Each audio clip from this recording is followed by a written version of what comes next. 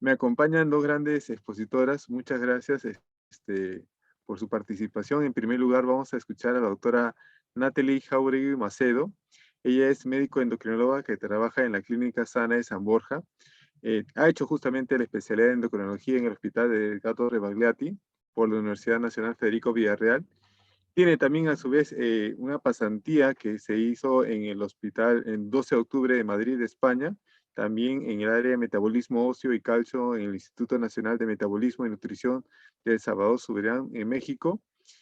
Tiene también a su vez otras pasantías, como por ejemplo la pasantía de subdivisión de diabetes e investigación del Hospital Grady de Atlanta, y estuvo bajo la tutoría del doctor Guillermo Umpierres, que es harto conocido por nosotros en el campo de la diabetología. Adicionalmente, la doctora tiene una maestría en epidemiología clínica en la Universidad Peruana Cayetana Heredia y está trabajando en la actualidad, como les mencioné, en la Clínica Sana de San Borja y el Golf. Entonces, la doctora Nathalie es la que va a empezar con su exposición. Posterior a su exposición, tenemos también otra segunda parte, y al final sí vamos a resolver las preguntas que ustedes tengan a bien enviarnos por medio del chat, por favor. Tengan toda la libertad de poder enviarnos sus mensajes, sus dudas, sus comentarios. ¿Ok? Entonces, le cedo el paso a la doctora Nathalie Jauregui. Nathalie, por favor, ¿tienes opción para compartir tu pantalla, por favor? Sí, otra clara, a ver, ahora.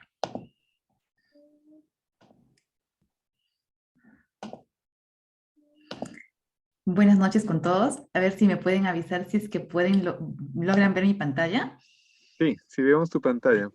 Ahí está, muy bien. Muchas gracias. Muchas gracias, doctor, también por la introducción. Bueno, buenas noches con todos. Muchas gracias por estar aquí presente. También siempre felicitar la iniciativa de APREDIAP, que se interesa bastante en la educación para poder pues, tener un adecuado manejo en los pacientes con diabetes. Esta vez vamos a hablar de cómo aprender a comer mejor, hablando de nuestros pacientes con diabetes, específicamente el método de Plato, el índice glicémico. La charla consistirá en algunas generalidades. Vamos a hablar sobre el método de Plato, el índice glicémico y terminamos con algunas conclusiones. Para dar paso después a nuestra nutricionista que el día de hoy nos va a también dar la charla. Bueno, como sabemos, para la mayoría de los pacientes con diabetes, la parte realmente más desafiante en el tratamiento es saber qué comer. Una vez que nosotros diagnosticamos al paciente con diabetes, muy aparte de todos los pensamientos que el paciente puede tener en cuanto a su diagnóstico, sus complicaciones, al tratamiento que va a llegar, la parte más difícil, creo, es saber qué es lo que va a comer, porque bien la medicación la vamos a indicar y nos va a ayudar con el cumplimiento, pero la parte que comer, modificar la parte de la alimentación siempre va a ser un reto. Entonces, tenemos que empezar siempre sabiendo que no hay una dieta preestablecida. No hay una dieta ideal, no hay una dieta para pacientes con diabetes. Se escucha mal el término, pero realmente no hay una dieta para diabéticos. Tenemos que saber que una dieta preestablecida no existe. No hay una dieta universal que va a ser para pacientes con diabetes tipo 1, una dieta universal para pacientes con diabetes tipo 2, una dieta universal para pacientes con diabetes gestacional. Realmente no existe. Cada dieta va a ser individualizada por el paciente, por el tipo de diabetes y además por las características individuales y comorbilidades que este paciente puede tener. Entonces, cada plan debe ser individualizado. Uno, que cada paciente tiene un requerimiento calórico diferente. Por más que tengamos dos pacientes idénticos o gemelos, ninguno de los dos, a pesar de que puedan tener diabetes ambos, va a requerir la misma dieta igual que la misma medicación. Entonces tenemos que saber que cada plan tiene que ser individualizado y pues para esto vamos a requerir la edad, el sexo del paciente, el peso, la talla, la actividad física que va a realizar, las comorbilidades y muchas características más que vamos a ir mencionando. Entonces, ¿existe una dieta para diabetes? No, no existe una dieta para diabetes universal. Sabemos que existen diferentes tipos de diabetes, existen diferentes tipos de personas y por lo tanto existen diferentes tipos de alimentación para cada paciente y cada alimentación va a ser individualizada. Entonces, todos los pacientes con diabetes deben ser referidos desde el diagnóstico a nutrición. Es cierto que nosotros como médicos tratantes de nuestro paciente, una vez que diagnosticamos, tenemos que referirlos inicialmente al paciente con nutrición. Pero ¿qué va a hacer el paciente hasta que llegue su cita con nutrición? Nosotros por lo menos tenemos que iniciar una educación en nutrición para que él pueda ir avanzando hasta que llegue a su cita con nutrición, en donde ya le van a dar un plan nutricional individualizado. Tenemos que saber, por lo tanto, que la terapia nutricional es un plan integral en el manejo y el tratamiento de pacientes con diabetes. Sabemos nada más que la terapia nutricional en pacientes con diabetes tipo 1 va a disminuir la glicosilada entre 1 a 1,9% y en pacientes con diabetes tipo 2 disminuye la glicosilada entre 0,3 y 2%. Pero es importante también conocer o saber que debido a la naturaleza progresiva de los pacientes con diabetes tipo 2, tipo 1, la modificación de solamente estilos de vida por sí sola, disculpen la redundancia, puede no ser adecuada para mantener la euglicemia a largo tiempo. Entonces, ¿qué posición ocupa la terapia nutricional? Una posición central.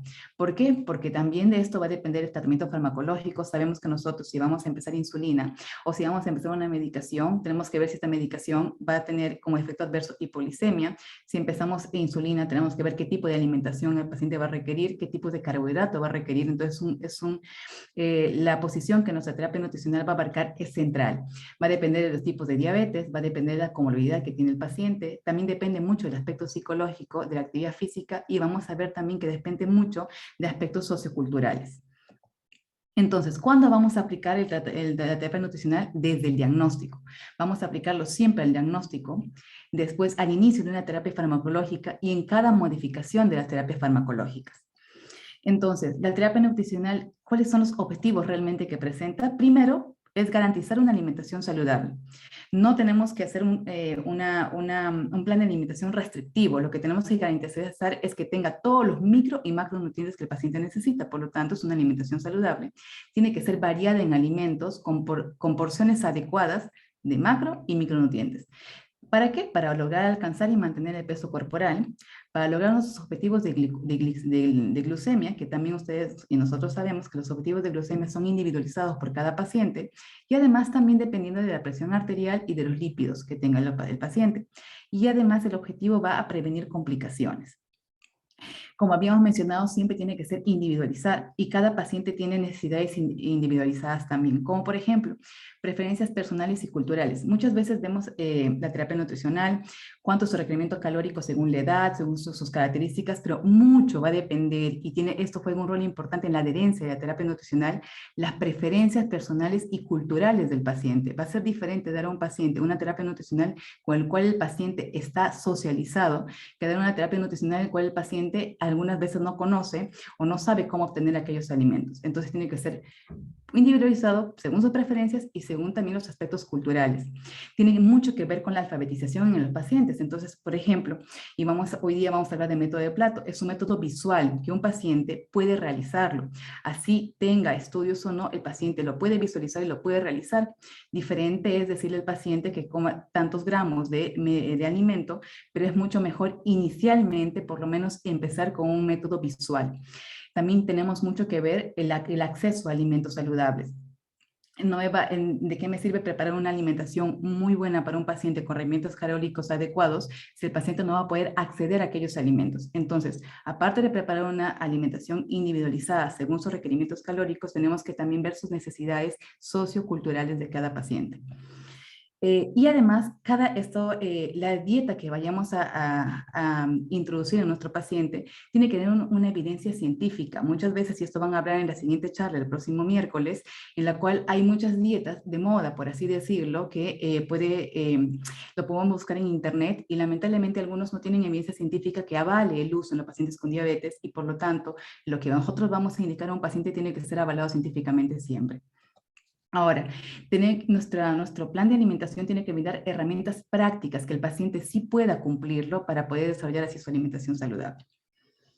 Y además, no solamente basar nuestras recomendaciones en prohibiciones, tenemos que basar, no solamente en prohibiciones, sino ver con qué alternativa ponemos al paciente a ayudar a cumplir su plan de alimentación. Entonces, ¿cómo? Realmente hemos dicho que no existe una dieta ideal, no existe una dieta para pacientes con diabetes.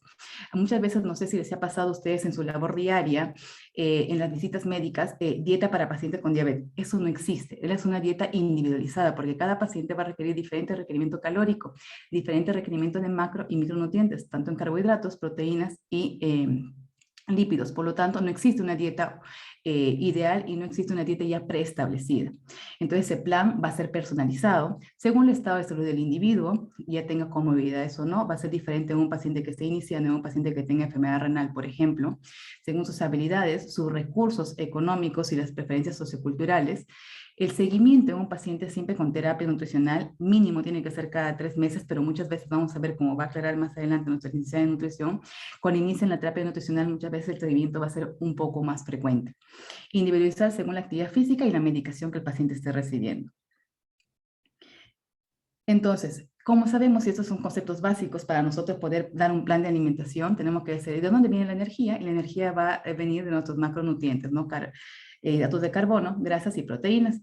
Y tenemos que tener un concepto general, ¿no? 1 gramo de grasa equivale a 9 kilocalorías, 1 gramo de proteínas equivale a 4 kilocalorías, 1 gramo de carbohidrato equivale a 4 kilocalorías y 1 gramo de fibra a 2 kilocalorías.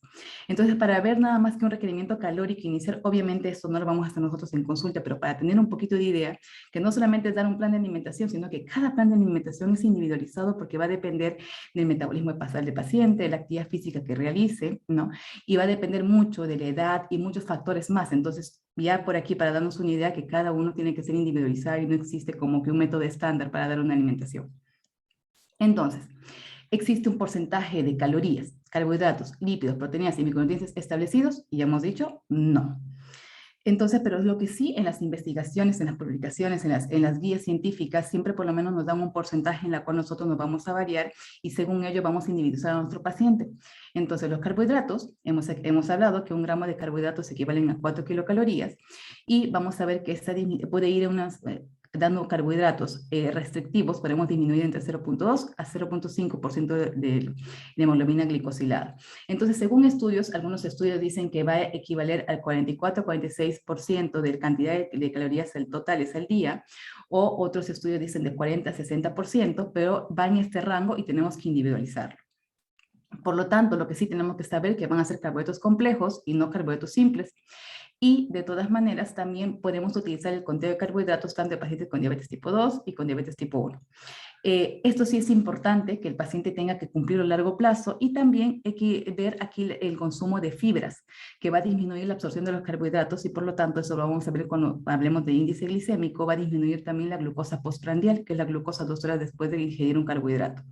Entonces tenemos que saber que 14 gramos de fibra es que en 1000 kilocalorías tiene que haber 14 gramos de fibra idealmente. En cuanto a proteínas, 1 gramo de proteínas es igual a 4 kilocalorías y según las investigaciones puede ir de 1 a 1.5 kilogramos por el peso corporal, que equivalen aproximadamente entre el 15, 20 o hasta un 30% de la cantidad de calorías totales al día. Lo que sí menciona la guía es que no debemos reducir a menos de 0.8 gramos por kilogramo por día. Tiene que ser de alto valor biológico. Y en cuanto a los lípidos, 1 gramo de lípidos equivale a 9 kilocalorías y generalmente va a ir entre el 20 y el 35% de calorías totales al día. Ya sabemos que las grasas poliinsaturadas en un 30%, la monoinsaturadas en un 12 a 20%, y realmente no hay evidencia científica de dar suplementos con omega 3 para disminuir el riesgo cardiovascular. Y en cuanto a micronutrientes, lo que habla la Asociación Americana de Diabetes es que debemos dar de 2.3 miligramos por día o a 4 gramos por día, no disminuir a menos de 1.5 miligramos por día. Y en cuanto a los suplementos, realmente no existe ninguna evidencia para suplementar a los pacientes que no tienen déficit vitamínico. En cuanto al método de Plato, que es lo que vamos a hacer hoy día, entonces esto realmente no lo vamos a poder hacer nosotros en consulta externa, pero sí por lo menos podemos enseñar al paciente qué es lo que va a ir haciendo, cómo va a iniciar su cambio de alimentación. El método de Plato es un método visual, en la cual proporciona una guía básica para planificar las comidas y divide en 3 grandes grupos. El plato generalmente tiene que ser 9 pulgadas o 23 centímetros, no un plato hondo, sino un plato estirado, y el 50% de la proporción de este plato tiene que ser verduras, pero verduras sin almidón. Tenemos que aclarar a nuestros pacientes que son las verduras o vegetales sin almidón. Y el otro 50% lo vamos a dividir en un 25% y un 25%. El 25% que va a ser proteínas, como habíamos mencionado, proteínas de alto valor biológico, y un 25% que van a ir los carbohidratos. Y aquí es importante porque los carbohidratos se dividen en carbohidratos de absorción rápida y de absorción lenta. Y aquí entra a tallar el índice glicémico. Entonces, ahora vamos a hablar sobre este dato para ver, hay diferentes tipos de carbohidratos y qué carbohidrato sería más beneficioso que el paciente reciba si comparamos entre dos. Entonces, si nosotros vamos a empezar una guía rápida al paciente antes de iniciar nuestra terapia nutricional, que lo va a hacer el licenciado en nutrición, nosotros por lo menos tenemos que ir enseñando a nuestros pacientes el método de Plato. Vamos a ver que en investigaciones previas, el método de Plato nada más puede bajar 1 a 1.5% de la hemoglobina glicosilada si empezamos a aplicar desde el diagnóstico. Entonces es muy importante. Muchas veces el paciente no sabe cómo acuñar las proporciones, entonces nosotros podemos hacer métodos visuales, como por ejemplo, si es que decimos en la mitad de plato tienen que estar los vegetales, es como las dos palmas de nuestra mano juntas. Si decimos, por ejemplo, carbohidratos, que es un cuarto de plato, más o menos equivale a nuestro puño. Si decimos las proteínas, que también es un cuarto de plato, más o menos va a equivaler a la región de la palma de nuestra mano. Si hablamos de fruta, vamos a ver que tiene que ser 2 a 3 frutas al día y equivale a un puño. Y si hablamos de los lípidos, especialmente que contenga omega 3, y contiene por lo menos el dedo pulgar. Entonces, eso es como medir las raciones.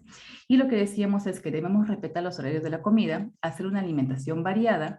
Debemos de introducir también lo que tiene que ver el calcio, que es la leche, pero más o menos entre 500 a 700 cc de leche derivados. Preferir siempre utilizar el aceite de oliva. Limitar el consumo de mantequillas o grasas saturadas.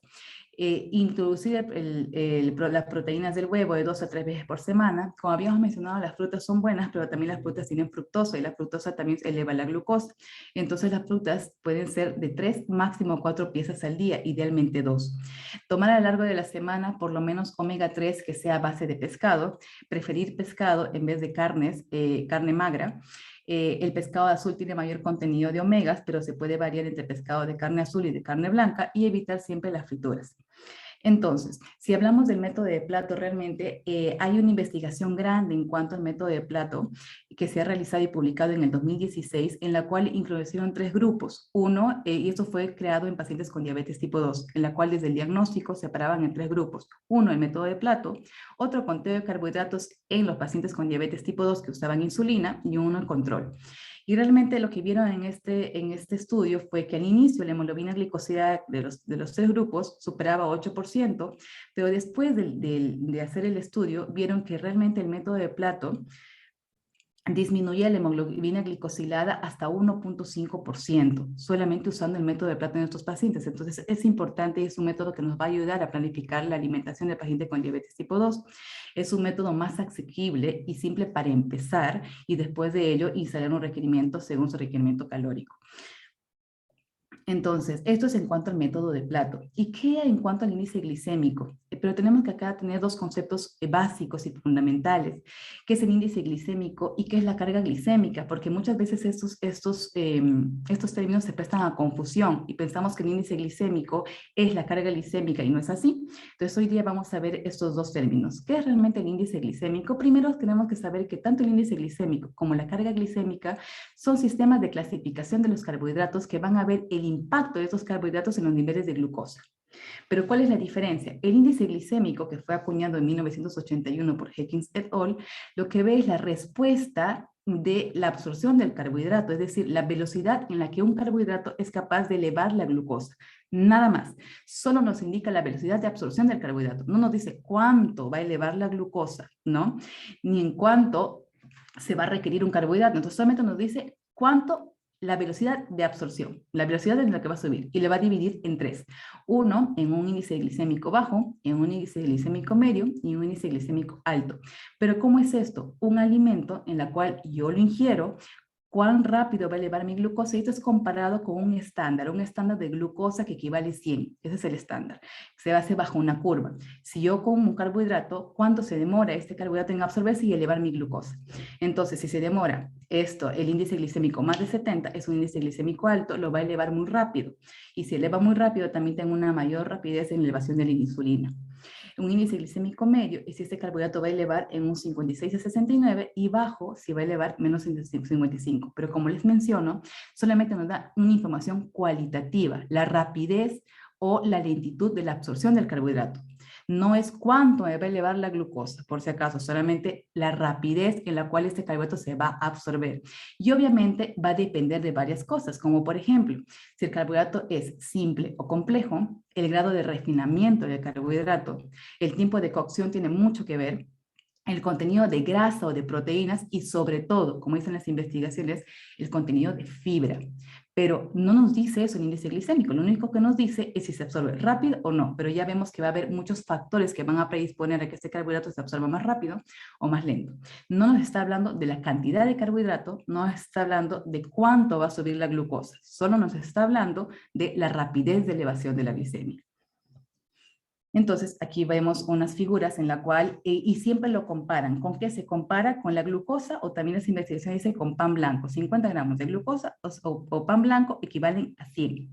Y se divide, ya hemos dicho, en un índice glicémico bajo, si es menor de 55, en un índice glicémico medio, si es de 56 a 69, y un índice glicémico alto, si es mayor de 70. Y aquí hacen un ejemplo, ¿no? Por ejemplo, las legumbres que tienen un poco más de fibra, tienen un índice glicémico menor que un paciente que ingiere pan, arroz o cereales. Lo que tiene que saber es que esto es medido justamente en 2 horas postprandial, o sea, 2 horas después de ingerir el carbohidrato.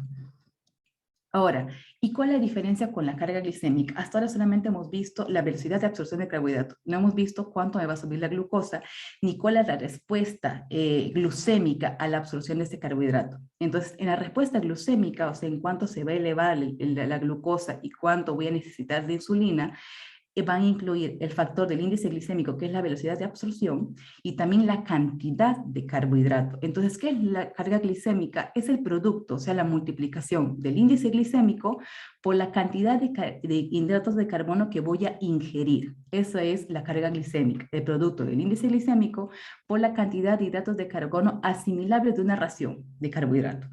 Entonces, da la proporción de glucosa disponible para aportar energía y para su almacenamiento. Entonces, ¿qué es? Es el valor predictor de la respuesta glucémica de un alimento. Esto sí nos puede predecir cuánto es que se va a elevar. Entonces, la carga glucémica es el producto de lo que voy a comer en carbohidratos por su índice glicémico. Entonces, nos dice la intensidad de la respuesta glucémica y por lo tanto también de la insulina que va a provocar un alimento. Nos dan información de la cantidad de carbohidratos por ración que tiene un alimento y por lo tanto nos dan información cualitativa, porque estoy usando el índice glicémico, y también una información cuantitativa. Y también se divide en 3. Una carga glicémica baja, si es menos de 10, una carga glicémica media, si es de 11 a 19, y una carga glicémica alta, si es mayor de 20 hasta 30. Entonces, es esto, ¿no? La carga glucémica va a utilizar el índice glicémico multiplicado por los gramos de carbohidrato de un alimento dividido entre 100. Y se va a clasificar en baja menos de 10, media 11 a 19 y alta mayor de 20. En términos prácticos, ¿qué nos va a interesar más? Lo rápido que se va a absorber un alimento o cuánto me va a subir la glucosa. Entonces, en términos prácticos, según las investigaciones desde el año que se acuñó el término de índice glicémico, fue en el 81, el primer metaanálisis que se realizó, realmente veía que el índice glicémico jugaba un rol importante en el control de la glucosa. Pero en los nuevos metaanálisis, nuevos estudios observacionales y de intervención que se han visto hasta el momento, hemos visto que las respuestas son ambiguas siempre y cuando se use o índice glicémico o carga glicémica, porque en la carga glicémica nos da una definición más práctica realmente de cuánto va a elevarse la glucosa. Entonces aquí, por ejemplo, aquí hay una tablita en la cual vemos índice glicémico, la ración del carbohidrato y cuánto es la carga glicémica, ¿no? Por ejemplo, yo tengo acá arroz blanco, que el índice glicémico es alto porque supera los 70-72 y su carga glicémica también es alta porque supera 30. ¿Y cuánto era carga glicémica alta? Más de 20.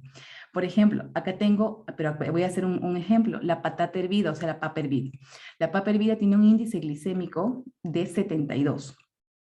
En una ración de 150 gramos, la carga glicémica de la papa es 13 o sea, es moderada.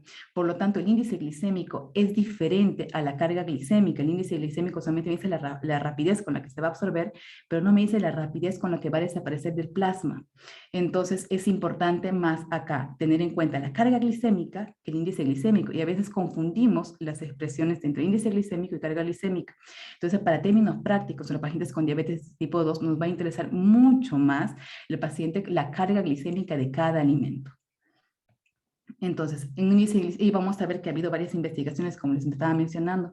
En el 97, Holt et al. Vio que alimentos con índice glicémico alto causaban mayor saciedad, pero realmente se encontró estudios ambiguos y se ha visto que no hay ninguna relación entre índice glicémico y saciedad. A pesar que Brad Miller en el 2002 vio que un índice glicémico bajo puede ayudar al control del peso debido a que influye en las hormonas de la saciedad, pero sin embargo pueden llegar a una reducida ganancia de energía. Realmente no hay evidencia científica que demuestre que un índice glicémico alto o bajo va a dar mayor o menor saciedad y esto va a influenciar en el peso del paciente. Otro metaanálisis que se ha llevado a cabo en el 2004, en la cual Opperman sí vio que había cierta disminución de la hemoglobina glicosilada en aquellos pacientes que tenían alimentación con índice alimentos con índice glicémico bajo. Pero la diferencia, y también había diferencia entre el colesterol total y el LDL, favoreciendo a los pacientes que tenían un índice glicémico bajo. Pero la observación es que estos pacientes tenían una definición de índice glicémico y de carga glicémica, por lo tanto hemos hablado nosotros que más nos interesa la carga glicémica, porque se veía la respuesta en la cual como cuánto se va a elevar la glucosa y no la rapidez. Y un estudio de revisión realmente publicado en el 2018, en la cual ve todos esos estudios que se ha hablado antes desde el término de acuñación del índice glicémico, y no llegan a la conclusión de que el índice glicémico por sí solo vaya a dar un beneficio en el control de la glucosa, porque lo que se tiene que utilizar no solamente es la velocidad de absorción, sino también la capacidad de respuesta glucémica que va a tener este alimento, que va a depender de muchas cosas, pero más, y toman mucho acá la presencia de la fibra. Por lo tanto, índice glicémico por sí solo, no, sino carga glicémica, que tiene mucho que ver el índice glicémico con la cantidad de carbohidratos que voy a ingerir en el paciente. Por lo tanto, por ejemplo, si tengo un paciente que tiene, ¿y esto para qué? Para que no se preste la confusión de que un alimento que tiene índice glicémico bajo puedo comer todo lo que quiero sin importarme la cantidad, porque si yo como un alimento que tiene bajo índice glicémico y lo multiplico por su cantidad, y esa cantidad es alta, al final la carga glicémica va a ser mayor. Entonces, dentro de las conclusiones que vamos a ver, la terapia nutricional, como habíamos empezado desde un inicio, es la parte integral de todo tratamiento para pacientes con diabetes. Y según cualquier tipo de diabetes, siempre la terapia nutricional va a ser la parte integral. No existe una dieta diseñada para personas con diabetes. Entre comillas, no existe realmente una dieta para diabéticos, por más que siempre la escuchemos. El régimen nutricional es individualizado, así como se debe individualizar no solamente el régimen, sino la cantidad de micro y macronutrientes que cada paciente va a llevar en su dieta. El método del plato realmente es un método mucho más factible, más asequible para todos los pacientes y es el método visual aplicable para toda la población y que muestra eficacia realmente reducción de hemoglobina glicosilada hasta 1.5%. Ahora, el índice glicémico no es igual a la carga glucémica. Para términos prácticos, es mejor usar la carga glicémica, que realmente mide también la cantidad de carbohidratos a ingerir y juega un rol importante para mejorar la glicemia postprandial. Bueno, eso ha sido. Muchas gracias.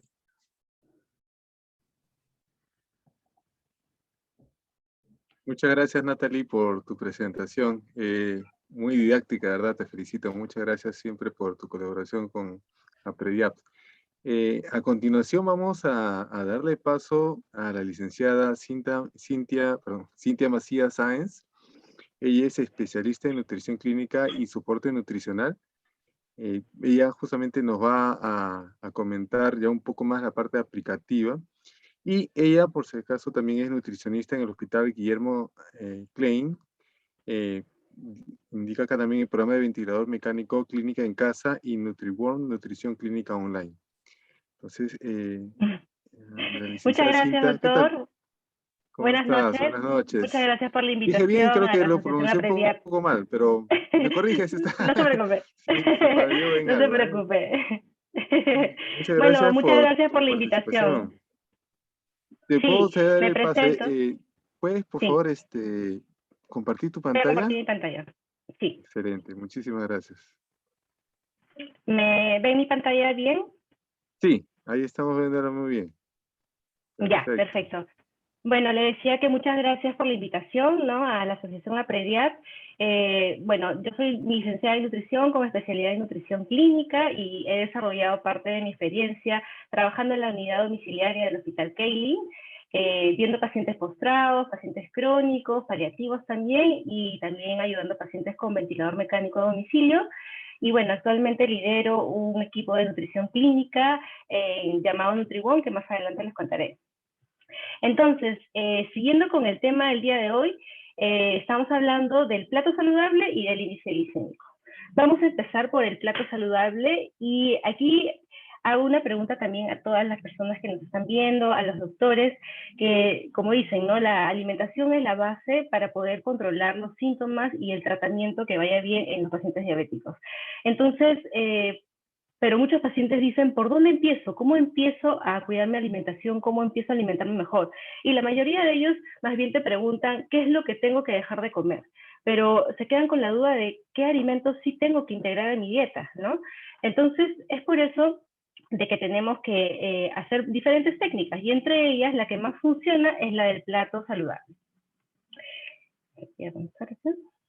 Ok, pero ¿ustedes sabían de que existen diferentes tipos de platos saludables? No hay uno que sea estándar. Cada país lo va adecuando de acuerdo al perfil de su población.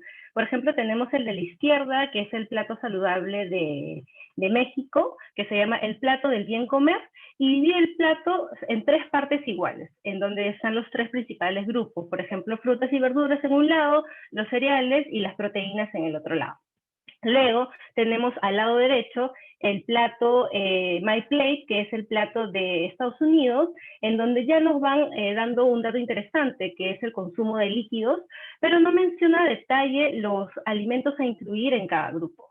Luego tenemos el plato saludable del Reino Unido, que es el Eat Well Guide, en donde ya nos mencionan algunos alimentos en cada grupo, pero si se dan cuenta, aquí vemos bastantes enlatados y bastantes alimentos ultraprocesados. Y por otro lado tenemos el plato canadiense, que ya es uno de los más actualizados, ya nos va dando una idea de cuáles son los alimentos a incluir dentro de cada grupo, y también habla de la importancia de consumir agua como la principal fuente de hidratación. Pero el día de hoy les voy a hablar acerca de la propuesta del plato saludable de la Universidad de Harvard, que en realidad es el que más me gusta comentar, es uno de los más completos, y ahora les explico la diferencia con los otros platos. Lo primero es que, bueno, tiene una base científica sólida. Además de eso, también no tiene la presión tanto política como comercial de las grandes industrias, que a veces quieren persuadir al consumidor con la opción de qué alimentos consumir o no. Además, también agregan el término saludable, que es algo tan importante para incluir ahora, porque no es lo mismo, por ejemplo, decir consume proteínas, pero no es igual un embutido a consumir un ave o un pescado, ¿no? Por otro lado, también incluye el grupo grasas saludables, que es un grupo que últimamente está un poco olvidado en nuestra dieta, o que mucha gente le tiene miedo, desde el momento incluso, desde los años 70, 80, que se proclamaba pues, ¿no?, que las grasas aumentaban ¿cómo se llama?, el colesterol, etcétera. Pero ahora lo que mencionan aquí es consumir grasas saludables, que es una excelente fuente para poder tratar problemas cardiovasculares, etcétera. Y por otro lado tenemos que incluyen el movimiento, que ya sabemos para cualquier enfermedad, para cualquier tratamiento crónico, es vital movernos para poder controlar, en este caso, por ejemplo, la glicemia. Entonces, vayamos a la práctica. ¿Cómo empezamos a armar un plato saludable? ¿Por dónde empezamos? La base de toda la alimentación, así seas una persona que practica el veganismo o que es carnívora, tenemos que incluir sí o sí en mayor cantidad el consumo de frutas y verduras en nuestro plato. Como ya habló la doctora Natalie, la mitad del plato tiene que ser cubierta por este grupo. Hablamos de un plato tendido estándar, no hondo, y en donde incluimos, se recomiendan normalmente 3 porciones de fruta y 2 tazas de verdura. Pero a veces los pacientes tienen duda de qué fruta o qué verdura consumir en este grupo. Antes de poder decirles esto, primero hay que aliviar al paciente con que la mayor variedad, tanto en colores como en tipos, va a ser lo mejor a que no coma nada. Porque muchos diabéticos también pasan por el hecho de que me han dicho que no coma tales y tales frutas y ya mejor no como nada. Y se van al otro extremo, que tampoco es bueno. Y además, obviamente, se ha comprobado que tanto las frutas como las verduras ayudan a disminuir la presión arterial y también disminuyen el riesgo de enfermedades cardiovasculares y del ACV. Y tienen efectos positivos sobre el control de la glicemia. Luego tenemos la otra cuarta parte del plato, que está constituido por los cereales o los carbohidratos. Como ya se mencionó, hay dos tipos de carbohidratos, los complejos y los simples. Pero en los complejos hay una gran variedad y una gran diferencia, y todos pueden reaccionar diferentes a la glicemia y a cómo también trabaja la insulina. Por ejemplo, no es lo mismo recomendar arroz blanco que recomendar un arroz integral. Siempre se va a preferir las opciones que vengan en su grano entero o en granos integrales, como por ejemplo la quinoa, el trigo completo, la avena, pero en su estado completo, no estas avenas que a veces ya nos vienen muy finas o casi harinas. Y también se puede incluir ahí productos a base de estos, por ejemplo, los panes integrales, los panes multisemillas, o también las pastas a base, por ejemplo, de harina de quinoa, de harina de tardui, de kiwicha, que son mejores opciones a consumir una pasta con harina refinada o un arroz blanco. Entonces, antes de decir qué cantidad debe consumir un paciente, ¿no? Porque eso se ve ya más en consulta personalizado, con toda la evaluación nutricional, lo primero que tenemos que hablar es de la calidad, ¿no? Irnos por la calidad de los alimentos, porque a veces también satanizamos el arroz, pero si consumimos un arroz integral, va a tener muchos beneficios que si comiera el arroz blanco. Luego tenemos el cuarto grupo de alimentos, que son las proteínas. Y como hice la diferencia, hay proteínas buenas y hay proteínas que no son las mejores opciones. En este caso, lo que se trata de disminuir es el consumo de las carnes rojas, porque son altas en grasas saturadas, y también de los alimentos ultraprocesados, como los embutidos, por ejemplo, que son altos en sodio, o las carnes curadas ahumadas, que también tienen nitritos, nitratos, que, bueno, ya la OMS ha recomendado disminuir su consumo porque lo asocian con enfermedades de cáncer. ¿Y cuáles son las opciones entonces que más nos conviene en este grupo?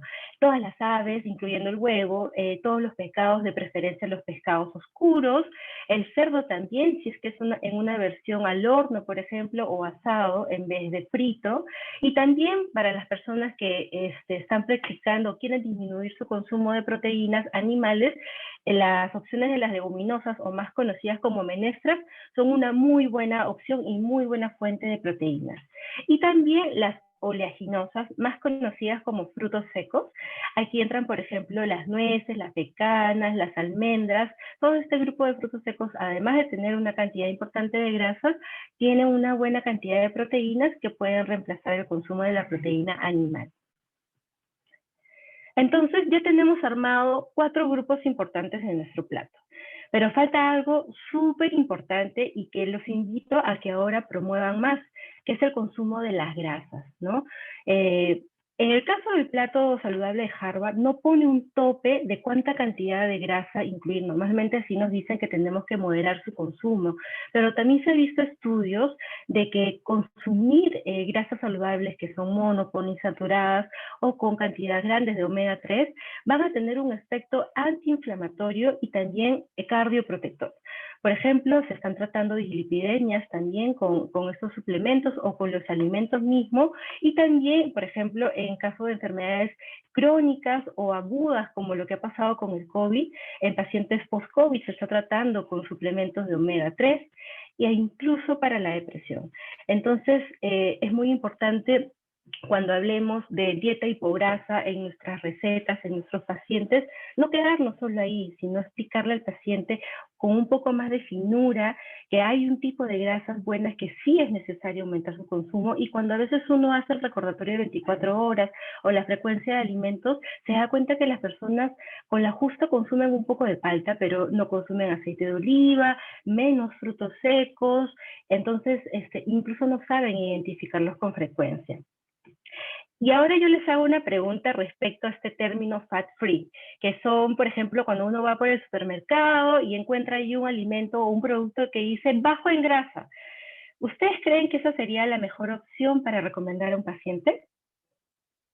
La mayoría pensaría que sí, ¿no? Porque, bueno, menos grasa, menos azúcar, eso me ha dicho mi doctor, mi nutricionista. Pero vayamos un poco más al fondo. Normalmente las grasas es lo que le da el sabor a los alimentos. Pero entonces al quitarlo de este producto, tienen que compensarlo con otros. A veces le ponen almidones refinados, a veces le ponen un poco más de azúcar o sodio, y ya no se vuelve un alimento tan balanceado o tan nutritivo como parece. Entonces es importante también educar a nuestros pacientes en leer etiquetas. Entonces, ya tenemos nuestro plato saludable con los 5 grupos de alimentos. Pero un plato saludable no se sostiene solo si es que no hay un consumo adecuado de líquidos. Cuando entrevisto a muchos pacientes, la mayoría me dice que sí tiene un buen consumo de líquidos, pero si empezamos a ver más detalle, casi muy pocos toman agua. La mayoría lo llena de puras infusiones, ya sea de hierbas o incluso jugos, o incluso cuentan la leche como una forma de hidratación. Pero la verdad que lo más recomendado siempre va a ser incluir el agua. Lo ideal son entre 8 a 10 vasos al día, pero si un paciente no consume ni uno, es mejor empezar con 1 a que con 0, ¿no? Entonces, cuando nos preguntan si también pueden incluir infusiones o café, se les dice que sí, siempre y cuando el agua sea lo que más predomine durante el día. Y si es que es un paciente que tiene dificultades para orinar o incontinencias, se da un tope hasta cierta hora. Pero lo que sí definitivamente tenemos que estar sintonizados es que se debe bajar el consumo de las bebidas azucaradas, ¿no? Que lo tienen muy a disposición y que sobre todo aumenta su consumo durante el verano, ¿no? La gente empieza a consumir más gaseosas o no me gusta el agua sola, pero esto de aquí dice de que tiene frutas, entonces me compro eso y ya no consumo el agua. Y no es lo mismo. Igual cuando consumo un café, que ya no solamente es café, tiene una cantidad de grasas por el topping que tiene y jarabes o estos shakes que venden, ¿no? Entonces, todo esto tiene que quedar eliminado de la dieta. Y lo más importante, a mí me parece, de que tenemos que recomendar el movimiento en todos nuestros pacientes. Porque mucho se dice, haz actividad física, pero si le mencionas esta palabra a un paciente que, por ejemplo, tiene alguna dificultad física o a alguien que ya sea muy de edad, te va a decir, pero yo cómo voy a ir al gimnasio, cómo voy a salir a correr, ¿no? Pero en cambio, si le decimos que se mueva de alguna forma e incentivamos, vemos los beneficios, porque los beneficios son más allá de algo físico. Es salud mental, incluso ayuda en diferentes patologías como la diabetes, la prediabetes o personas que tienen la tendencia por la herencia en la familia a que se muevan. Por ejemplo, en pacientes que están postrados en UCI, también se hace terapia física como una forma de evitar más complicaciones en la salud. Entonces, la clave sería aquí moverte, ya sea caminar, ejercicio de flexibilidad como el tai chi, el yoga, y si puedes hacer otros tipos de actividad, mejor. Entonces, ¿cuáles son los mensajes claves que les quiero dejar referente al plato saludable? Lo primero es que tenemos que escoger alimentos de buena calidad. No solamente decir come carbohidratos, proteínas, grasas y frutas y verduras, sino que enseñemos al paciente a escoger las mejores versiones dentro de cada uno. Lo siguiente es que dejemos de contar calorías, ¿no? Porque, por ejemplo, yo puedo tener un puñado de almendras que va a tener una cantidad considerable de calorías y puedo tener, no sé, un chocolate sublime que pesa 30 gramos y que posiblemente tenga la mitad de calorías. Pero ¿cuál va a ser más beneficioso para el paciente? A pesar que tenga más calorías, de hecho, las almendras por su contenido de grasas saludables. Por otro lado, evitemos satanizar o catalogar los alimentos como buenos o malos, porque muchos pacientes vienen con el miedo, ya me prohibieron el plátano, ya no puedo comer sandía, no puedo comer uva, y ya se frustran, e incluso entran en un proceso de depresión y ya no quieren, ya no se abren a seguir un tratamiento nutricional. Entonces, seamos muy cuidadosos con esto. Siempre cuando nos pregunten, ¿y el plátano o el pan es malo? No, si es que consumes tal opción, ¿verdad? Y por último, para poder tener un estilo de vida saludable, la alimentación sola no se sostiene. Tiene que haber sí o sí movimiento, consumo de agua y también mucha salud mental que actualmente pues está siendo muy hablado por la pandemia. Bueno, y pasando, complementando el tema de índice glicémico que ya hemos conversado con la doctora Natalie, ya ha explicado la diferencia entre lo que es el índice glicémico, que es nada más cómo se comporta un alimento, que tanto sube la velocidad de la glucosa en sangre, y con la carga glicémica. Entonces, tenemos aquí catalogado en semáforos el índice glicémico. Eso es lo que normalmente nos han enseñado en pregrado, ¿no? Alto es más de 70, intermedio de 56 para arriba y de 55 para abajo es bajo. Y es por eso que aquí es donde han surgido muchos mitos con respecto a varias frutas que se le prohíben a los pacientes que tienen diabetes, ¿no?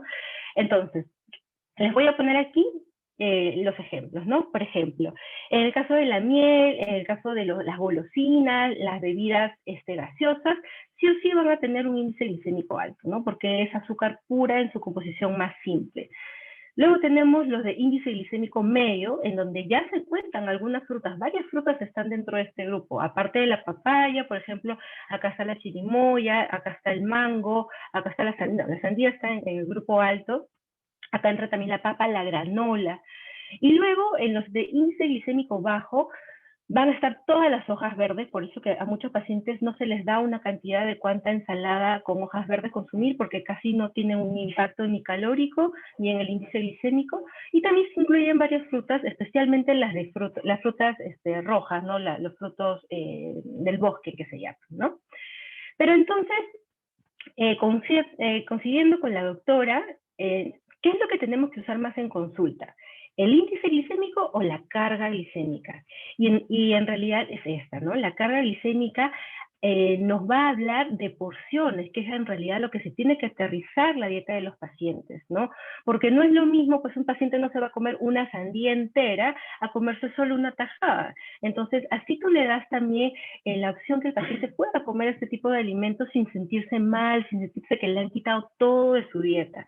Y eso lo hace sentir mejor y también lo predispone a que pueda adherirse mejor al tratamiento. Entonces tenemos alimentos de alta carga glicémica, que son los mayores a 20, de medio, que son entre 16 y 19, y los que son por debajo de 10 son las de baja carga glicémica. Entonces ponemos los mismos ejemplos que hace un rato. La papaya, una taza de papaya, según el índice glicémico, me sale como moderado, porque tiene 55. Pero si vemos su carga glicémica es baja. Igual pasa aquí con la chirimoya, con el mango, con el plátano. En el caso, por ejemplo, de la papa, tenemos que media unidad de papa nos aporta un índice glicémico moderado. Y si hablamos de puré de papa, es alto. Pero si lo llevamos a la carga glicémica, dependiendo de la cantidad, ¿no? Nos va a dar una carga glicémica baja. Y por otro lado también ponemos la miel. Si hablamos de la miel, podemos decir muchos beneficios de la miel, inclusive de que ayuda en procesos respiratorios, ¿verdad? Pero ¿le tenemos que suspender eso a nuestros pacientes diabéticos o no? Va a depender qué tipo de tratamiento tenga, qué tan adherido a la dieta esté en ese momento, diferentes aristas. Pero veamos el ejemplo. 2 cucharaditas de miel tienen un índice glicémico recontra alto, pero la carga glicémica puede llegar a ser moderada. Entonces, ¿cuál sería el truco aquí para poder evitar que se suba tanto la glucosa y que el tratamiento funcione bien en pacientes diabéticos? Es con qué lo acompañamos. Yo recomiendo especialmente que haya una cantidad importante de fibra. Por ejemplo, no es lo mismo comer una papa sancochada con un pollo al costado que si lo acompañamos con una cantidad grande de ensalada de verduras, o si hacemos un puré de papa y dentro del puré de papa agregamos trozos de espinaca en lugar de licuarlo todo, agregamos trozos. Entonces ya se convierte, tiene un poco más de fibra, no se va a absorber tanto la glucosa. Y también por otro lado, agregar un poquito de grasas saludables también va a retardar la absorción de la glucosa y la respuesta de la insulina. Ese sería el truco para el caso del índice glicémico y la carga glicémica en los pacientes diabéticos. Bueno, yo les invito a que nos sigan en nuestra página NutriOne. Nosotros somos un equipo que brinda servicios de nutrición online con especialidad en nutrición clínica y para cualquier duda aquí estamos para atenderlos. Muchas gracias.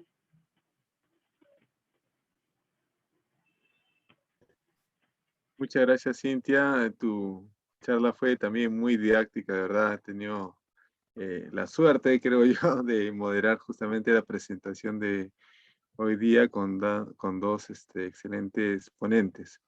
Yo los invito a todos los participantes a que hagan sus preguntas por medio del chat. Si tienen alguna consulta, alguna sugerencia, se lo vamos a tratar de contestar aquí. Y antes de que me olvide, justamente también, bueno, agradecerles a todos su presencia acá a esta actividad de APREDIAP. Y también para invitarlos, no se olviden la próxima semana, el miércoles 22, como ya lo había mencionado la doctora Natalie, el tema también es bastante interesante, ojo, se va a hablar sobre las dietas de moda para un mejor control metabólico, funcionan o no funcionan. Se va a hablar algo de la dieta cetogénica y también del popular hoy en día ayuno intermitente. ¿Ok? Entonces, como les decía, ya les voy adelantando la actividad de la próxima semana, los esperamos ver en ese momento.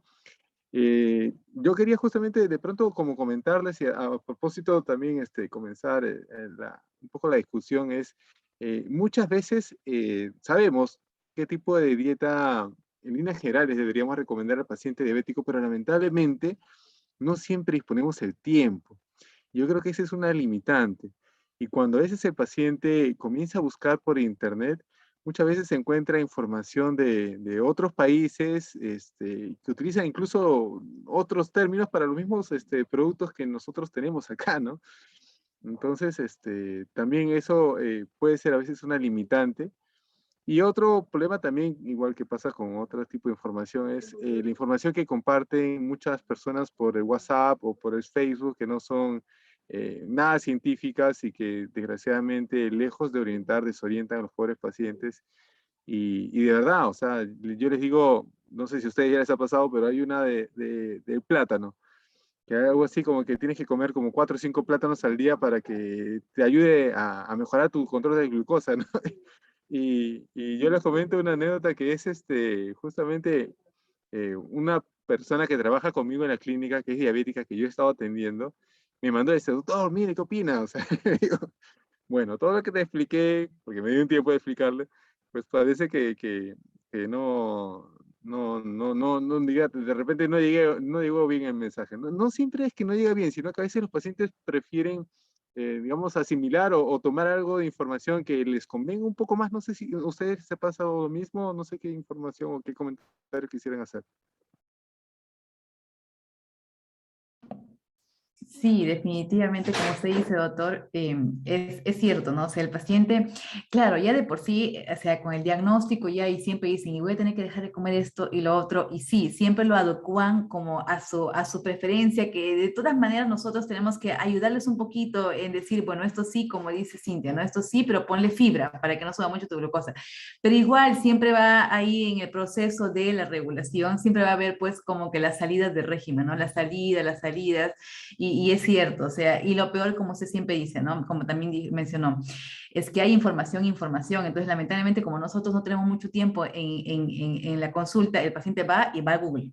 Y va a internet y ahí hay un sinnúmero de información y a veces pues en vez, como no tenemos mucho tiempo en explicar en la consulta, lo hacen al revés o lo ponen mal. Entonces sí, definitivamente siempre tenemos ahí una falencia nosotros por el tiempo, a veces en la parte nutricional.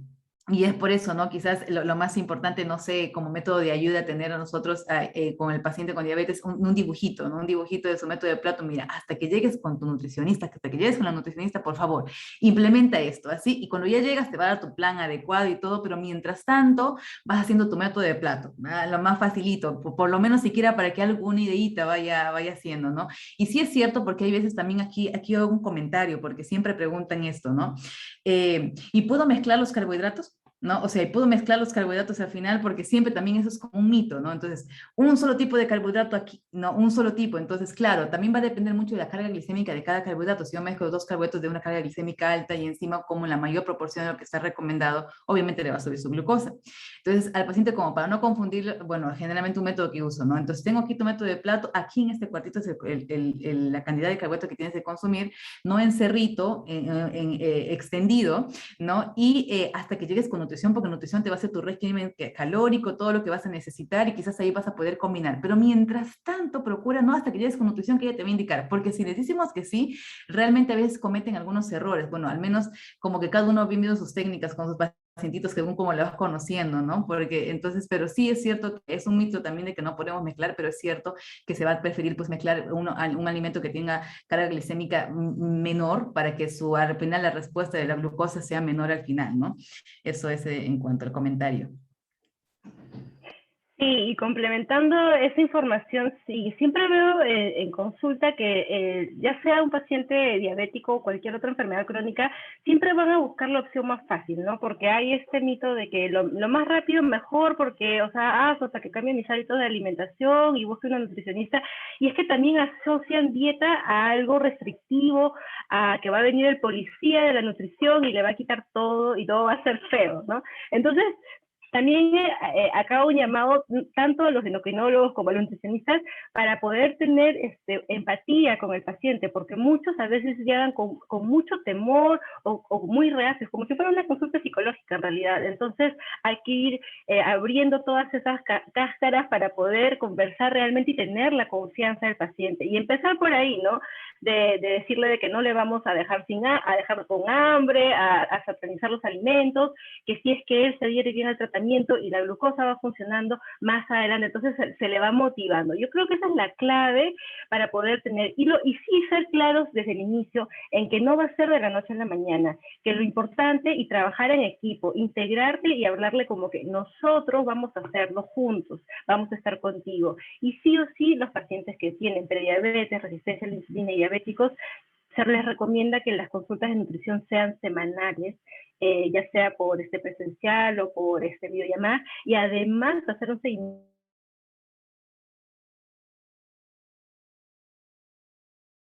tratamiento y no caiga. Y si es que cae, tampoco que se sienta mal, ¿no? Porque también muchos a veces se comen algo fuera del plan que le enviaste y ya te van retrasando la consulta, ya no quieren, ya mejor lo pateamos para la siguiente semana y así.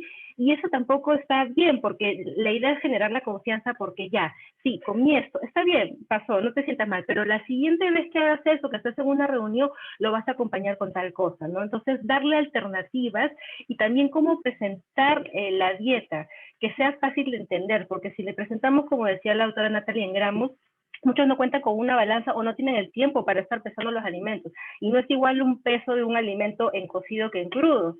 Entonces, lo mejor es presentarlo con el método del puño o con medidas caseras como las tazas medidoras, que eso se ve en consulta y se personaliza. Y siempre diciéndole al paciente que este es un plan para él. Hay otro diabético que puede tener otro tipo de antecedentes, de complicaciones asociadas, que va a tener otro tipo de alimentación, otro tipo de plan. Entonces, cuando nosotros mandamos los planes de alimentación, lo llamamos así, planes de alimentación y no dieta. Desaparecemos el término dieta para que el paciente no se sienta como que así nervioso, ¿no? Sí, a veces solamente la palabra dieta como que transmite un contexto negativo para algunos, ¿no? O punitivo, por decirlo así, ¿no? Que es un castigo como, por haber estado descuidándose mucho tiempo y ahora pues te toca hacer dieta, dicen, ¿no? Nos están llegando unas preguntas, yo les voy a pedir que por favor me ayuden a poderlas contestar. Una pregunta muy interesante es con respecto al tema de la dieta en el paciente, bueno, la alimentación del paciente diabético. ¿Debería fraccionarse en 3 o en 5 tomas? ¿Qué les parece o qué opinan ustedes? Yo recomiendo en realidad que al inicio, si es que es un paciente muy ansioso, sí se fracciona al menos en 5. ¿Por qué? Porque puede ser que llegue con mucha hambre, incluso hambre emocional, ¿no? No hambre fisiológica, y va a estar picando entre horas. Entonces es mejor en realidad ponerle los snacks y ya al paciente le vas a preguntar, ¿y los comiste? No, me sentí satisfecho hasta la siguiente dieta. Entonces ya con eso, él siente que en realidad está comiendo más con la dieta que menos, entonces ya se queda contento. Claro, eso es un buen punto realmente, porque una cosa es lo que dicen las investigaciones científicas y otra cosa es ponerlo en la práctica clínica, ¿no? Como que, o sea, puede decir esto porque realmente dicen sí, antes decíamos 5 comidas, después 3 comidas y algunos con el ayuno intermitente que van a hablar el próximo miércoles, seguro que también ahí nos van a aclarar un poquito, pero es cierto que nos conviene bastante para evitar la respuesta glicémica postprandial como que tener menos alimentos, pero también es cierto lo que dice muy bien la licenciada, porque realmente es que nosotros a nuestro paciente de entrada le decimos 3. y después, y encima que decimos 3, yo sé que de todas maneras va a disminuir la calidad de los alimentos, va a mejorar la calidad, pero va a sentir que le está faltando porque ya de por sí es. Entonces, quizás es cierto que realmente lo ideal sería disminuir las proporciones para disminuir las respuestas glicémicas, ¿no? Por lo menos espacial, los postprandiales, eso sí, pero también es cierto que llevarlo a la práctica clínica, si hacemos esto, el paciente al final nos va a salir de la línea porque va a tener más ansiedad, va a tener más sensación de apetito y lo que va a hacer es salirnos y como no va a tener ninguna recomendación que le hemos dado, mira, por si acaso, puedes hacer esto como a media mañana, ¿no? Como no va a tener ninguna recomendación, va a comer lo primero que encuentre. Entonces, como que uno es la cosa lo que dice, se debería espaciar, pero al inicio por lo menos darle como que la alternativa de qué podría pasar si es que por ahí le aumenta el apetito, esto puedes comer, ¿no? Entonces, eso sí. Sí, claro, en la práctica a veces pasa, ¿no? Que los pacientes llegan a la hora de la comida y dicen, doctor, llego con un filo que ya me olvido de las porciones y me olvido de la ensalada y No. van de frente. Y es más, hay una pregunta que han hecho al propósito, ¿no? En muchas partes de nuestro Perú están muy acostumbrados al tema de la sopa, ¿no? Incluso hay algunas regiones donde hay un tipo de sopa para cada día en particular, ¿no? Es como que algo que está siempre en el almuerzo. Y otro, vamos, es el tema de las entradas, ¿no? Entonces preguntan si la sopa ya no va, la entrada tampoco no va, y en el caso de la cena, si es solamente el tema de, digamos, el plato saludable más chico, o de repente, o hay otra opción, justamente es lo que están preguntando. No sé qué comentario quisieran hacer. Sí, bueno, la sopa es algo cultural tradicional, entonces tampoco retirarlo por completo también va a generar lo mismo, ¿no? Un rechazo en el paciente, sobre todo en adultos mayores que están recontra acostumbrados a consumir sopa. Pero lo que podemos darles es alternativas a que le pongan más verduras y que ya quiten de esa sopa, pues, los fideos o el mote o la papa, ¿no? Que a veces más bien es al revés, ¿no? O se le ponen más cosas, ¿no? Y más bien guardar esos carbohidratos y darle las mejores opciones para el plato. Y la otra opción que también damos, y ahora, por ejemplo, que hace frío, es que en lugar de que haga una sopa, más bien haga una crema, ¿no? Porque en una crema podemos incluir más verduras incluso, y se llena más que posiblemente un caldito, ¿no? Una sopa, ¿no? Eso es uno. Y lo otro sí es que en la cena, ¿se aplica el mismo plato? Sí, en realidad va a depender, ya ahí se personaliza, ¿no? Las porciones. Posiblemente te pueda tocar las mismas cantidades y happy, pues, ¿no? Pero quién sabe, ¿no? Por ahí, o el paciente no tiene la costumbre de cenar comida y le damos otras opciones, o si es que tiene la costumbre de cenar comida, posiblemente se le den menos porciones, ¿no? Así es, porque va a depender de su requerimiento calórico, ¿no? Entonces, claro, como que generalmente el plato en el almuerzo y en la cena, dependiendo de lo que al final le quede de requerimiento que vaya a necesitar el paciente, ¿no? Entonces, quizás puede ser lo mismo, quizás puede ser menos cantidad de carbohidrato al final en la cena, ¿no? Y de preferencia, pues aquí sí también tiene que basarse mucho en la medicación que el paciente está usando, porque va a depender mucho si el paciente está usando insulina o no, para ver si vamos a dar un carbohidrato de absorción lenta para evitar también que haga la hipoglicemia por la noche, ¿no? Entonces va a depender mucho del requerimiento y obviamente, como he dicho, individualizar al paciente porque también la medicación que está recibiendo. Sí, Sí, bueno, con justo respecto complementando, sí, perdón, sigue, por favor, Cintia. complementando eso que acaba de mencionar la doctora Natalie, me pasa también con muchos adultos mayores que ya no quieren comer nada en la noche. Y después y a veces en la mañana se olvidaron de tomar desayuno temprano, se levantan tarde, ya le pusieron la insulina y ya entraron en hipoglicemia. Y eso también es súper peligroso, ¿no? Entonces sí o sí acostumbrarlos a que coman algo ligero, aunque sea, pero que pueda ser de absorción lenta para que puedan llegar bien al día siguiente, ¿no? Sí, a veces en la práctica, bueno, les comento, ¿no? Hay personas que pueden manejar muy bien el tema de la cena, o sea, comer algo ligero, pero hay otros donde más bien llegan con mucho apetito en la noche. Entonces, claro, es cuestión de nuevo de manejarlo. Y un poco también para entrar en confianza con el paciente, lo que algunas veces yo hago y me comentan, ¿no? Ya más o menos le digo, ¿de dónde es usted? Entonces ya más o menos por la región, yo siempre ya sé que por ahí son de consumir sopa, ¿no? Entonces si le pregunto, ¿y usted toma sopas? Y me dice, sí, doctor.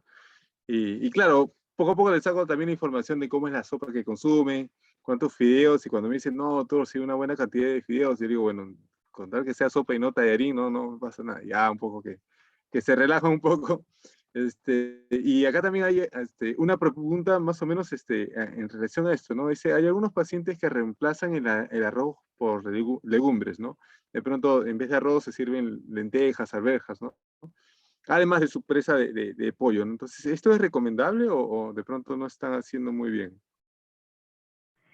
Eh, a ver, es que las leguminosas pueden tener un intercambio de carbohidratos y también a la vez un intercambio de proteínas. Entonces, por ejemplo, le puede convenir mucho si es que es un paciente que necesita una dieta hiperproteica, ¿no? Entonces ahí no hay problema, ¿no? Entonces puede tener su misma cantidad de carbohidratos de muy buena calidad, además de fibras, si es que es estreñido, y también las proteínas, ¿no? Entonces sí se puede reemplazar, pero va a depender mucho de cómo esté el tratamiento, el plan de ese paciente.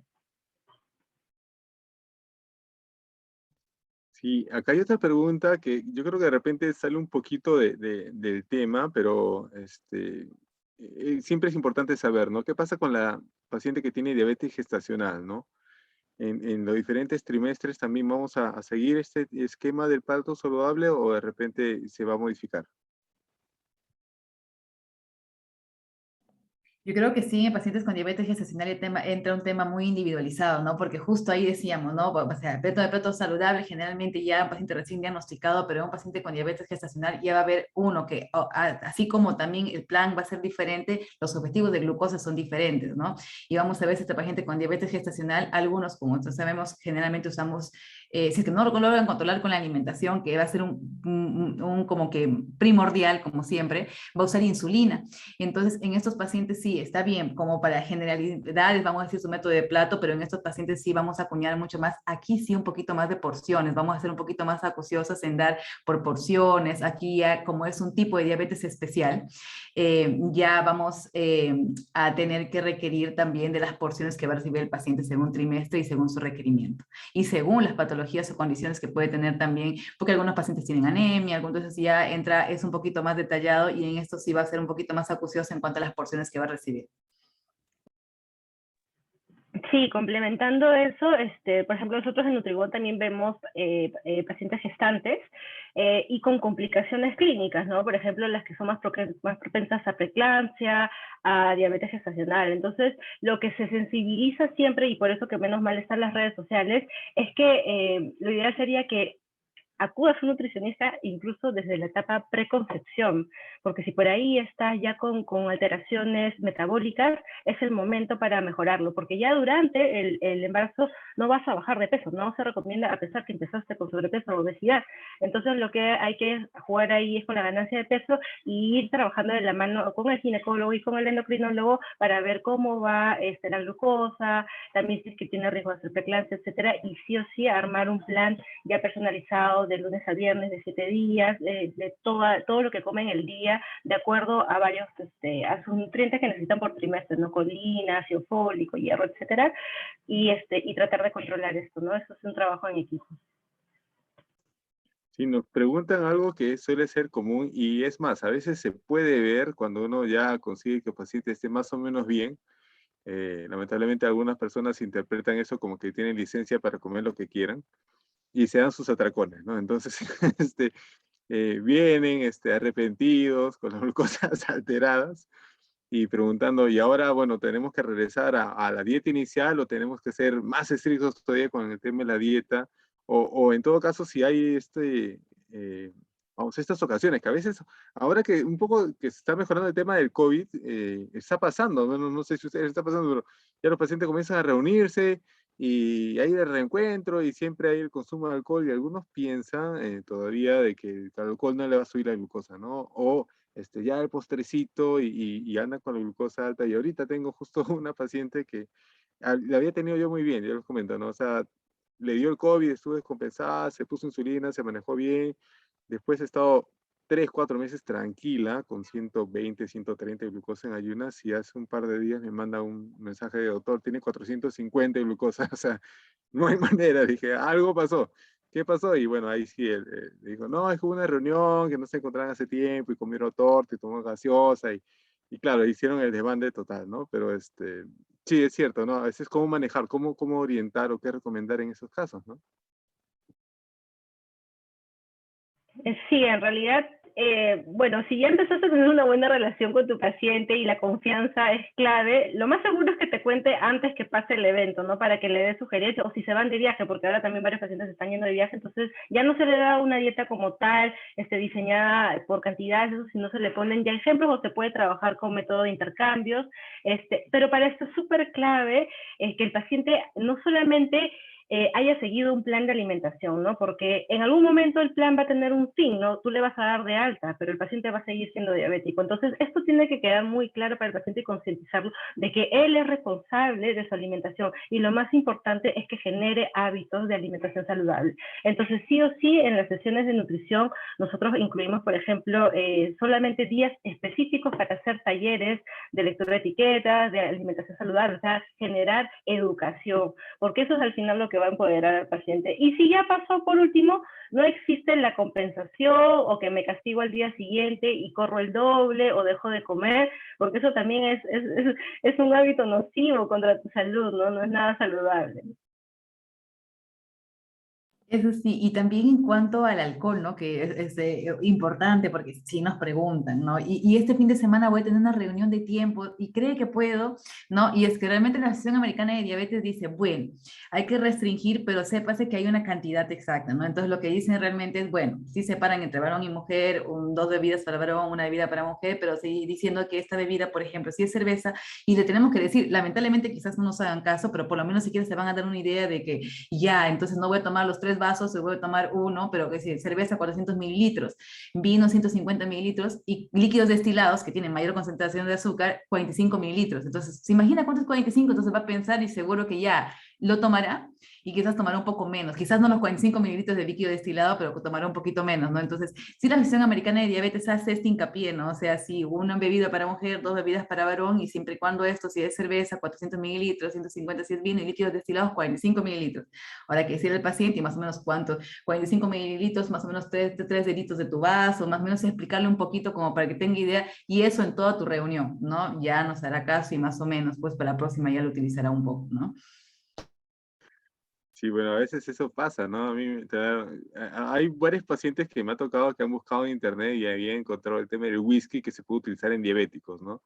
Entonces, también otra anécdota que me ha tocado es un sábado en la noche, bueno, antes de la pandemia, me llamaron cerca de las 11 de la noche y era la esposa de un paciente mío, ¿no? Que lo había acompañado incluso, ojo, a la consulta, y habían hecho la pregunta con respecto al alcohol y yo le había explicado la cantidad y bueno, hay que tener moderación porque por más que sea whisky le va a subir la glucosa o en algunos casos también te puede bajar, entonces no hay que exagerar, ¿no? Pero el punto es que parece que el señor solamente captó esa parte de sí puede tomar whisky y el resto ya no lo captó. Entonces la esposa me llama y me dice, doctor, por favor, explícale que usted le dijo una cantidad y creo que esa parte se lo ha olvidado porque ya se acabó la primera botella y quiere comenzar la segunda botella de whisky, ¿no? Entonces, claro, a veces esas cosas pasan lamentablemente, pero bueno. 2 últimas preguntas, creo que porque ya por la hora es un poquito pesado para los asistentes también. Eh, Preguntan con respecto a los aderezos en las comidas y el consumo de sal, ¿no?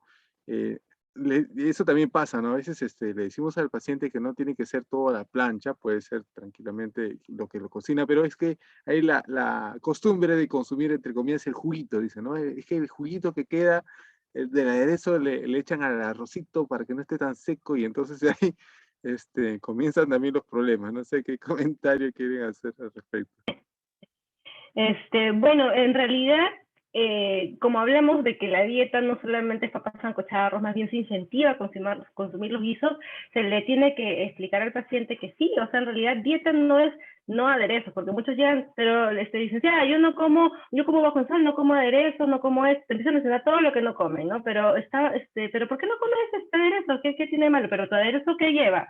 Bueno, lleva tomate, ajo, un poquito de ají amarillo y listo. Bueno, entonces no hay problema, a menos que estés utilizando aderezos artificiales, ¿no? Un doña gusta, un sazonador o mucho sillao, entonces ahí sí lo conviertes en algo ya más nocivo, más tóxico porque estás usando alimentos ultraprocesados. Pero si son con aderezos naturales, no hay ningún problema en utilizarlos.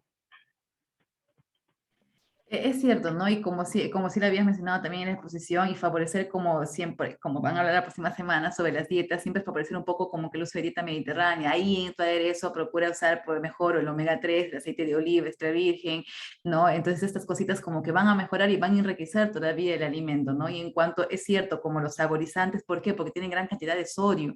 Y habíamos visto por ahí, pero la pregunta, sodio son máximo 4 gramos al día como términos generales, ¿no? Y si nosotros añadimos estos sobrecitos, tienen, ya de por sí en nuestra alimentación podemos procurar con sal, la que tú lo pones al alimento. Pero si pones un saborizante, va a tener mucho sodio y vas a excederte la cantidad de sodios el día que necesitas. Es igual cuando tu alimento ya está preparado, no poner un saborizante más añadido cuando va a comer. Yo siempre digo, ya, de una vez que está preparado el alimento, ya no pongas nada más añadido porque vas a superar los 4 gramos permitidos al día, ¿no? Entonces sí, podemos aderezar los alimentos siempre y cuando favoreciendo un poquito por ahí la dieta mediterránea, aumentando los omegas y no echar saborizantes porque contienen alto contenido de sodio, ¿no? Y superamos los 4 gramos al día. Sí, muchas gracias. Y bueno, ya para terminar, es con respecto, dice, a la opinión sobre los alimentos de emergencia para pacientes diabéticos que de repente van a hacer actividad física o están bajo una situación de estrés, ¿no? Sí, esos son según los alimentos pre-work, ¿no? O sea, si es que vas a hacer tu actividad física y tienes controlado tu glucosa, basta con que te comas, por ejemplo, un par de frutos secos, como unas pasas o un guindón grande, o que te consumas un plátano chiquito, ¿no?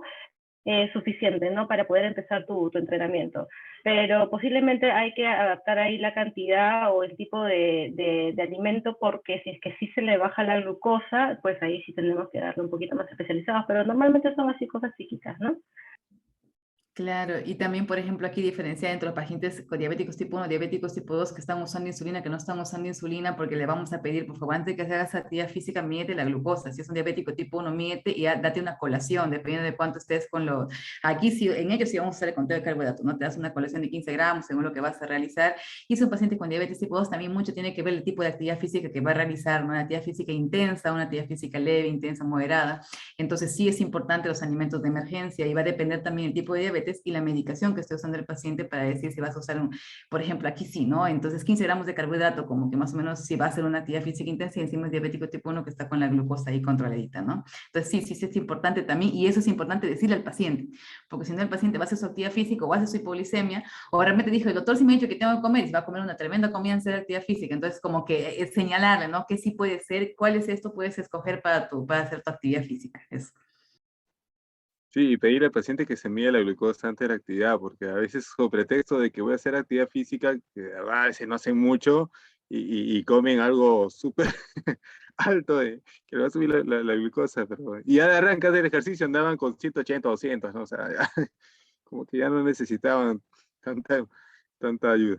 Bueno, muchísimas gracias a ambas. De verdad ha sido para mí un gusto muy grande haber compartido este escenario virtual con ustedes. Yo creo que todos hemos aprendido mucho de su experiencia, de sus conocimientos y como les mencioné temprano, las invitamos, bueno, va a estar acompañándonos también la licenciada Cintia Mesías en la próxima actividad. Ok, entonces los invitamos para el próximo miércoles a todos para que sigan justamente a estas actividades de Prediap. Les repito, la actividad del próximo miércoles es sobre las dietas de moda, para lo que es el control metabólico en general, si funcionan o no, y se va a hablar un poco más en detalle de lo que es la dieta cetogénica y el ayuno intermitente. Yo definitivamente voy a estar ahí preguntando. Muchas gracias por su participación. Gracias a todos por estar todavía conectados. De nuevo, muchísimas gracias por sus ponencias. Desde acá les mando un aplauso Muchas virtual, gracias, todos sus doctor. deditos Muchas arriba. gracias. Gracias. Muchas gracias a todos. Muchas gracias, doctor. Y muchas gracias, Cintia, también. Muchas Gracias, gracias, Cintia. doctora. Igual muchas gracias, doctor Torres, y a toda la asociación. Nos vemos la otra semana. Nos vemos, cuídense. Hasta Hasta luego. luego. Nos vemos. Buenas Chao. noches.